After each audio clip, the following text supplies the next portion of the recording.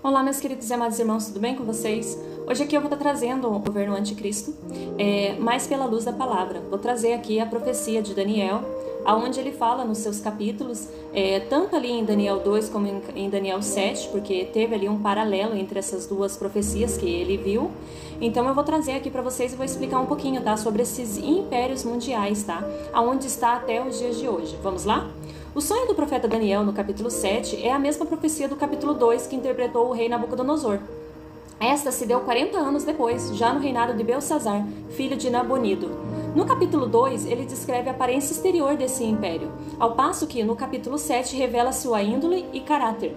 No capítulo 2, os impérios são representados por uma imagem de metais em 4 partes. No presente capítulo, esses mesmos impérios são representados por 4 animais. A imagem de metais é começando com o metal mais valioso, ouro, para o mais forte, ferro.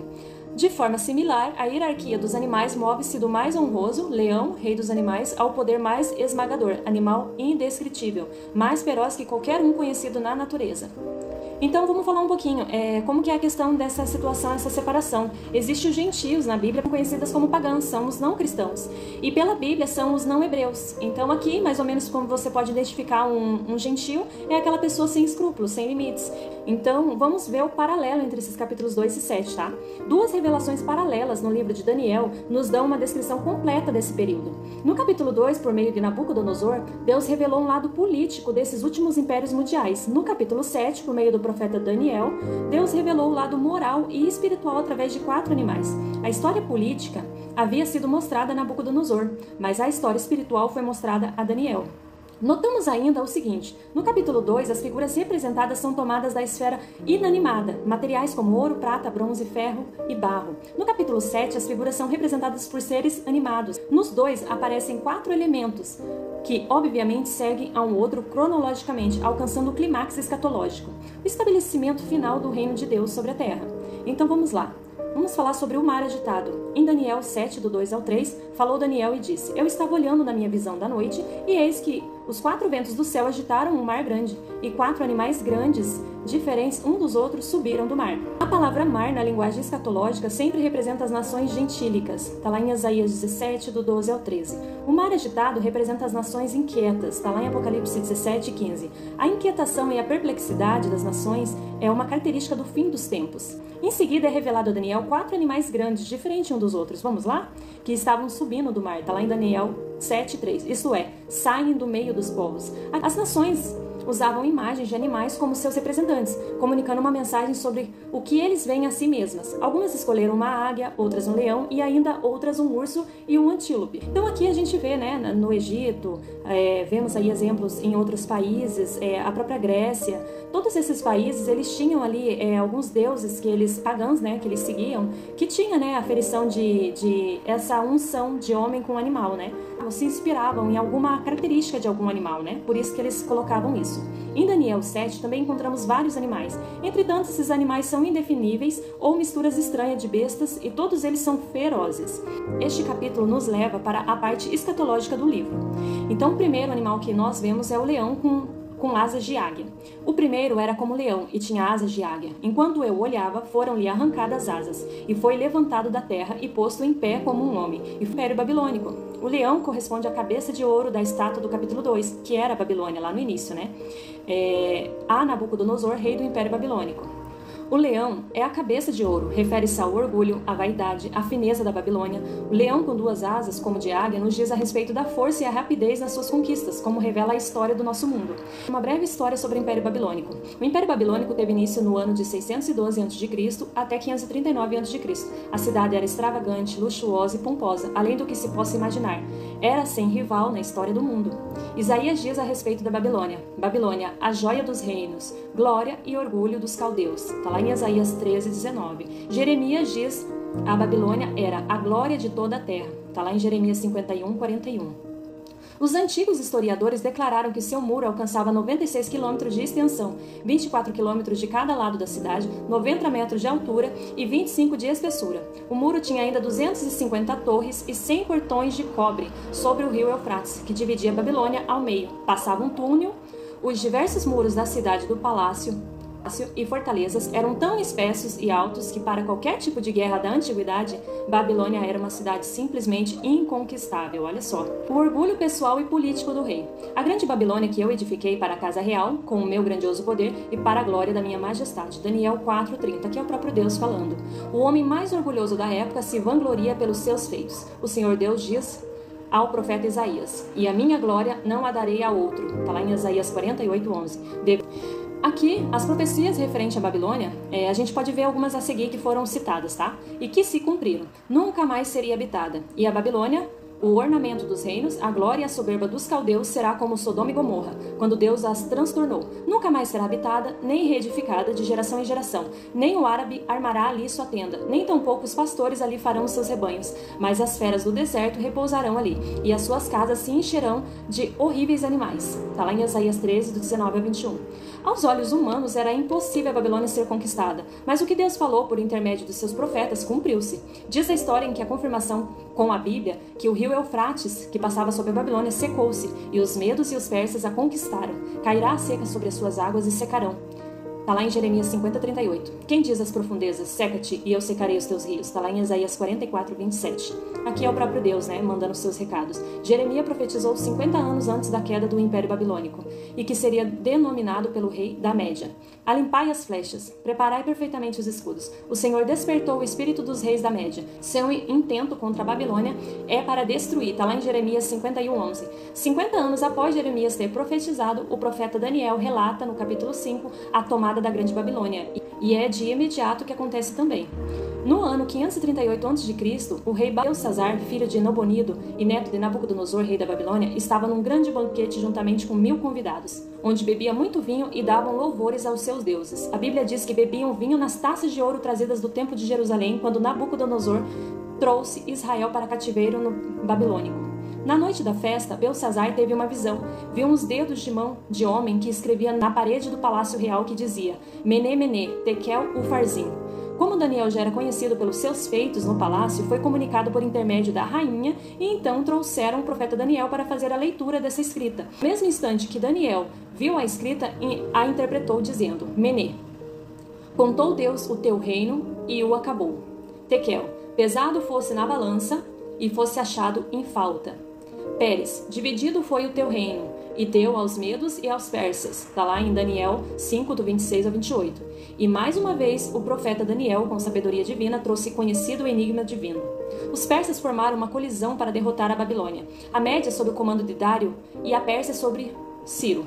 Na mesma noite em que Belsazar teve a visão, os medos e os persas invadiram a Babilônia, mataram Belsazar e tomaram o palácio. Assim terminou o magnífico império babilônico. A cabeça de ouro da estátua de Daniel 2:32, o leão com 2 asas em Daniel 7:4. O urso destruidor. Continuei olhando, e eis aqui o segundo animal, semelhante a um urso, o qual levantou-se de um lado, tendo uma boca 3 costelas entre seus dentes, e foi-lhe dito: levanta-te e come muita carne. Daniel 7:5. Depois do Império Babilônico, viria um império que seria um pouco inferior, representado pela prata. Daniel 2:39. O urso representa o segundo império mundial dos gentios, Medo-Persa, porque eles se juntaram, esses dois impérios, e corresponde ao peito e aos braços da estátua. Daniel 2, do 32 ao 39. Esse império teve início no ano de 539 a.C. a 331 a.C. As 3 costelas na boca do urso aludem à conquista da Babilônia, Lídia e Egito pelo império. Então são ali os reinos que estavam ali que foram conquistados. O leopardo altivo. Depois disso, eu continuei olhando, e eis aqui outro, semelhante a um leopardo, e tinha 4 asas de ave nas suas costas. Tinha também esse animal 4 cabeças, e lhe foi dado domínio. Daniel 7:6. O leopardo representa o terceiro império mundial, o Império Grego, e surgiu no período de 331 a 168 a.C., tendo como governante Alexandre o Grande e 4 generais. Esse animal leopardo tinha asas em suas costas, que significa que era rápido como foi Alexandre em suas conquistas. E o leopardo corresponde ao ventre e às 2 pernas de bronze da estátua, do capítulo 2. O leopardo tinha 4 asas e 4 cabeças. As 4 asas do leopardo indicam mais rapidez nas conquistas do que Babilônia, pois era um exército relâmpago em suas conquistas na guerra. As 4 cabeças falam da divisão do Império Grego em 4 partes, 4 reinos. Após a morte de Alexandre, o Império Grego foi dividido entre 4 generais: Cassandro, da Macedônia; Zímaco, Trácia; Ptolomeu, Egito; e Seleuco da Síria. Isto representa a divisão do império em 4 reis. O animal terrível e espantoso. O quarto monstro que vi naquela visão era terrível, espantoso e muito forte. Tinha enormes dentes de ferro e com eles despedaçavam e devoravam as suas vítimas. O que sobrava, ele esmagava com suas patas. Esse monstro era diferente dos outros 3 e tinha 10 chifres. Estando eu considerando as pontas, eis que entre elas subiu outra ponta pequena, diante da qual 3 das pontas primeiras foram arrancadas. E eis que nessa ponta havia olhos, como olhos de homem, e uma boca que falava grandiosamente. Daniel 7, do 7 ao 8. O quarto animal seria um rei ou um reino, como os demais animais. Ele representa o quarto império mundial do Império Romano.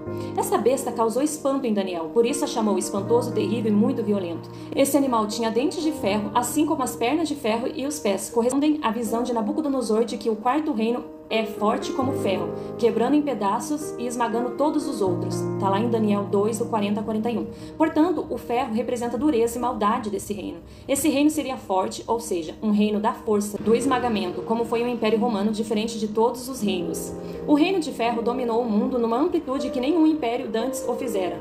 Com seus dentes de ferro, despedaçava e devorava suas vítimas. Os 10 chifres da besta. Esse animal possui 10 chifres, Daniel 7, 7 e 20. E a estátua possui os 10 dedos dos pés da estátua, Daniel 2, 33 e 41, que eles têm correlação entre eles. Ali, a estátua também representa esses dedos dos pés da estátua, que são 10, e que representa as 10 nações no grande Império Romano, que irá ressurgir no governo do Anticristo na tribulação. Está lá em Apocalipse 17, 12 também, que tem correlação entre elas. Ele abaterá 3 reis. E quando as 10 pontas daquele mesmo reino se levantarão, 10 reis, e depois deles se levantarão outro, o qual será diferente dos primeiros e abaterá a 3 reis. Aqui a identificação do império pretendido por essa besta tem sido um ponto crucial para quem tem lido, tá? Os 10 chifres são 10 reis ou reinos anteriores ao pequeno chifre, que está ali no versículo 8, o qual arranca 3 deles. Então aqui está uma nova fase do quarto império. O pequeno chifre simboliza o aparecimento do anticristo, em 2 Tessalonicenses 2, do 3 ao 4 e 8. Também a simbologia usada sugere que esse chifre se refere a um indivíduo e não a um reino. Nesse chifre havia olhos como os de homem e uma boca que proferia palavras insolentes. Então esse pequeno chifre é mais sucinto entender que ele pode ser um império mundial e o desejo de elucidar com mais clareza, sabe? Para ele governar imediatamente em cima de muitas pessoas. Segundo a visão de Daniel, a ponta pequena se eleva após a sua ascensão, a princípio pequeno, né? Daniel 7, 8. Mas depois de destruir 3 dos 10, ele se torna maior que todos. Está lá em Daniel 7, 20 e Daniel 7, 21. Para entendermos esse mistério, precisamos nos reportar para o livro Apocalíptico, onde o anjo explica para o apóstolo João, dizendo: o ministério da mulher e da besta tem 7 cabeças e 10 chifres. Apocalipse 17, 7. E a besta, que era, já não é. É ela também o 8º, e é dos 7, e vai à perdição. Apocalipse 17, 11. Essa visão nos traz ao fim dos tempos dos gentios, quando a quarta besta com 10 chifres e o chifre pequeno e a última coisa falada sobre esse império mundial está em pleno andamento. Então chega o fim. Os 3 desaparecidos, ele é o 8º. Está lá em Apocalipse 17, 11, uma cabeça distinta e ainda dos 7. Como os reinos mundiais anteriores tinham sido suas cabeças representativas, vejamos. Primeiro, o primeiro império mundial da história, conforme a Bíblia, foi o Egito, na época de José no Egito, e da fome generalizada sobre a terra, quando também os israelitas permaneceram escravos no Egito por aproximadamente 400 anos. Está lá no livro de Êxodos da Bíblia, tá? E o Egito, nessa época, chegava a ter sob seu comando mais de 1 milhão de escravos hebreus a servir-lhe. Segundo império mundial da história, conforme a história, é a Assíria. No tempo dos reis de Israel e Judá, são exatamente os reis da Assíria que deportam os judeus do norte em Israel, transportando-os a todas as outras nações, destruindo Israel, o reino do norte, e em cumprimento ao castigo da lei de Moisés. E ao mesmo tempo, os reis da Assíria levariam povos estrangeiros para habitar em Israel, em lugar dos hebreus, por toda a Galileia e Samaria. Está lá em Isaías, 2 Reis e 2 Crônicas. Terceiro império mundial na história, Babilônia, Daniel do 1 e 2. Quarto império mundial, Medos e Persas, está lá em Daniel 6, Esdras e Neemias. Quinto império mundial, Grécia, está lá em Daniel 2, 32. E Daniel 7, 6 e Daniel 11 e livro de Macabeus. Sexto império mundial da história, Roma. Daniel 2:33, Daniel 7:7, os evangelhos. Então aqui, na verdade, nós sabemos que o Império Romano, ele nunca caiu sobre terra. Ele permaneceu desde sempre. Ele foi, a longo prazo, ele é um dos únicos que ainda se permanece em pé, que não tem mais aquele status de reis, mas sabemos do poder que Roma tem sobre a humanidade. E esse poder, ele se parece bastante pela igreja também, ainda pela igreja.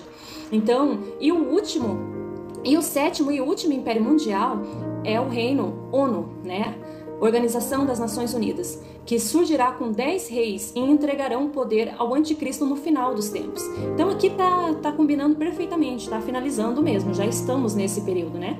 O oitavo Império Mundial, o governo único através do anticristo. Então o que vai ser feito? Primeiro vai ser essa união de que alguns países cabeças estariam aí detendo o poder de todas as nações, e aí logo mais, quando ocorrer algum tipo de situação, o anticristo vem, vai derrubar 3 desses pode ser até países, né, porque podem estar seus representantes, né, seus presidentes, eu não sei, mas podem estar derrubando 3 presidentes e ficando 7. Então, esse oitavo Império Mundial, ele é um governo único e é através do anticristo, só que o anticristo aparece depois, né? Então, a besta que está